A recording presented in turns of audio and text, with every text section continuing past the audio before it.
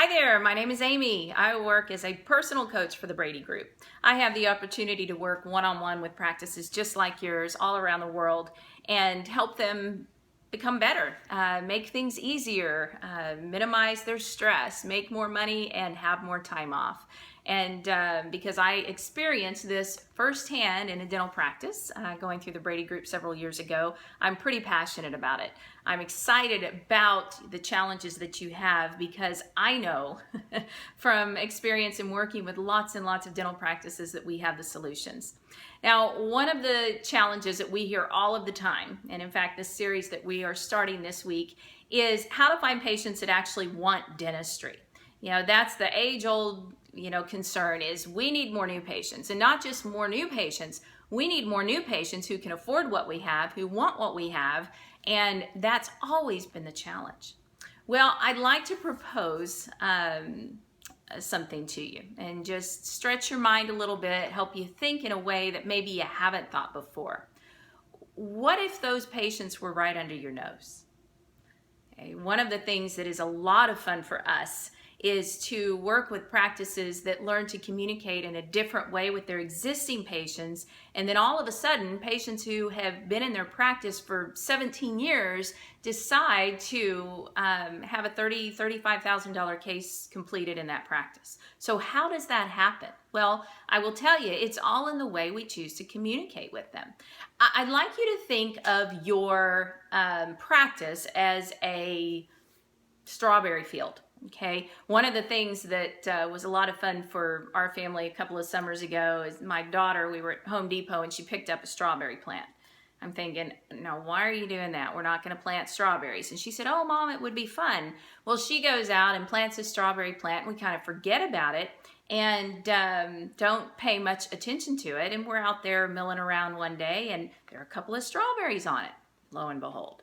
I didn't know I was a strawberry farmer. Well, I called her out there. I said, Gloria, look, your strawberry plant has some strawberries on it. Well, she was pretty excited. So she picked those berries. She ate them. They were a little sour. And she said, you know what, Mom? I think next time we need to leave them on the plant a little bit longer. I said, you know what? That's probably right. Let them get a little bigger, a little more red, and let's see what happens. So she begins to pay attention to this plant and she begins to water this plant and she asks if we can get some strawberry plant fertilizer or whatever that is. And so we go back to Home Depot and ask them, what you ought to put on it. And she begins to take care of this plant. She's out there almost every day watching for strawberries.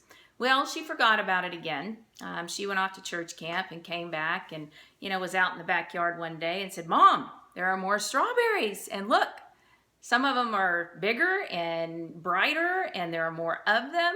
And she said, but Mom, there are some that don't look like they're ready, like those first ones we picked. So I think I'm going to leave them on there.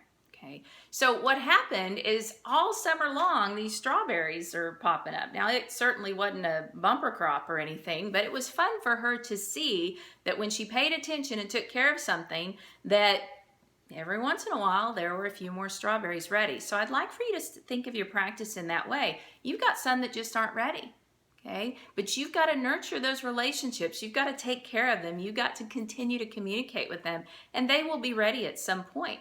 Don't just write them off and say, well, those are no good. We need a whole bunch more new ones, okay?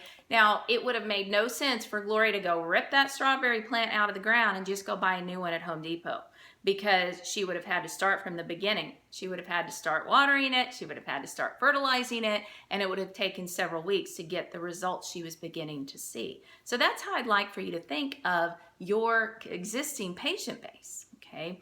Now, let's kind of shift gears for a minute here and how you might have communicated with your existing patients in the past. I want you to either pause this video or as soon as you're finished, go look at your website at any written communication you have to patients, either new or existing, and I want you to look and see how many features you have listed versus benefits. Now, just for clarification, features might be that laundry list of things that you offer. Back when we all were in, dentists were all in the yellow pages, every ad looked the same. Had a list of all the things that you did, and you felt like the longer the list I have, the better off I will be. You know, I do root canals, we do scaling and root planing, we do veneers, we do crowns, we do all of these things. Okay, and it just lists all of the features that you have available. Now, does your current marketing do that? Is it focusing on the features and what we're going to call the 3 Ps, the parts, the process, and the procedure? Well, that's not how patients make decisions. Okay, in fact, that's how you're talking with them in the practice generally, is talking about the parts, the process, and the procedure. See, patients don't want to buy a root canal. Okay, they don't want to buy a root canal. However, they don't want pain, right? They don't want to buy crowns, okay, but they do want to buy teeth that function normally and, you know, where they can chew and eat whatever they want. Patients don't want to buy scaling and root planing, but they do want to invest in keeping their teeth. So are we getting caught up in the parts, process, and the procedures, or are we jumping past that and able to have a conversation which creates a culture where patients will make decisions to have dentistry done in your office? Okay, we all of us make decisions emotionally. Okay? And I know a lot of us have you know, a little analytical thought process going on in there. My husband is the consumer reports guru, but you know what? He will go into, we had a refrigerator buying experience recently, and he did all of his homework, but you know what? It ultimately boiled down to the salesperson that he was with, that he talked to forever, my husband's a talker, and how the salesperson sold him on the benefits of this particular refrigerator, regardless of the consumer reports, you know, research that he had already done. So it boils down to the benefits, not the features, and how you communicate that. You know, think about how we are as consumers. You know, in Texas, would we have so many great big old 4-wheel drive trucks that we don't need if it weren't an emotional decision? Would women wear shoes that are ridiculously uncomfortable? Those are emotional decisions. Those are not logical decisions. If we were logical in our shoe buying process, I'd be wearing sash shoes. Nothing against that. My grandmother wears those.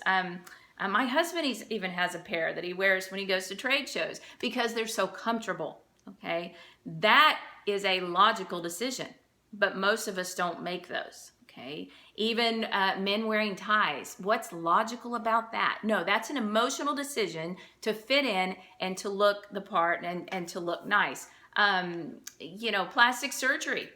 Okay, now I probably need some, but I haven't made that choice. But any of you who maybe have had plastic surgery, did the surgeon focus on the process? Did he focus on, here's what we're going to cut, here's what we're going to take out, here is, how, you know, did he focus on all of the gory technical details? Or did he focus on, you know what, here's how you're going to look afterwards? And I know you're excited about that. And so we've got to get away from the technical process, parts, process, and procedures, and begin to communicate with our patients, not just new ones, but existing too, on an emotional level. Let's talk about the benefits.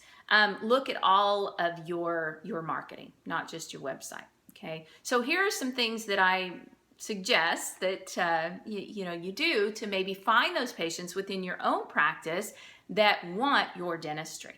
Okay, first of all, evaluate all of that nonverbal communication and verbal communication that focuses on the features. Okay. Second of all, let's begin to focus on end result benefits in the way we communicate with patients. Tell me what you're looking for long term. What would you like your teeth to be like, let's say 10 years down the road? Okay. And so in your communication with them, get rid of the triple P conversation and begin to have an end results based conversation. Some of us worry about that with existing patients because, oh my gosh, we're changing.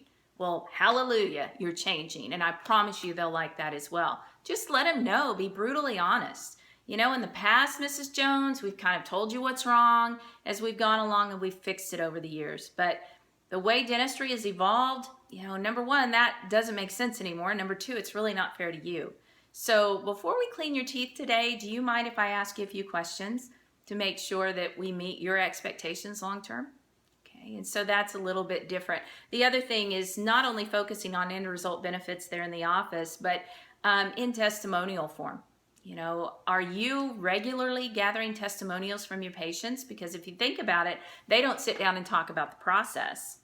Okay? They talk about how they felt afterwards and how they feel now and how wonderful it was and how pain-free it was and how happy they are with the way they look and how nice you are. You know, they focus on the emotional aspect. Okay? That's what your patients and prospective patients and existing patients that have potential for dentistry in your practice are looking for. They're not looking for the parts, process, and procedure. So anyhow, I appreciate you tuning in. We're going to go to part 2 next time of this series on how to find patients that want dentistry. And if you would like a transcript of this particular video with the high points, I would love to send that to you. You can contact me at 800-592-7239, or you can email me at amy@bradygroupllc.com, and I would be happy to get that to you. We'll see you next time.